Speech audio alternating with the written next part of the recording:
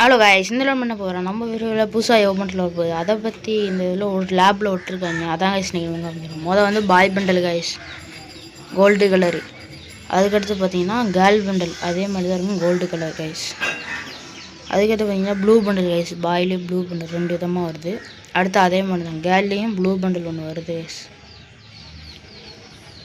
இது முடிஞ்சுக்காரம். அடுத்தானது இது deo amount guys. பிடிச்சிருந்தா பார்த்துக்கோங்க காய்ஸ்.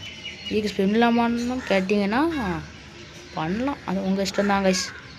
அடுத்து வந்து பார்த்தீங்கன்னா உருமாறுற பண்டல் காலை வச்சு வருது, கிடிச்சாருக்குன்னு 2 பந்து எடுக்காரு, ஆனால் என்னன்னு தெரியல.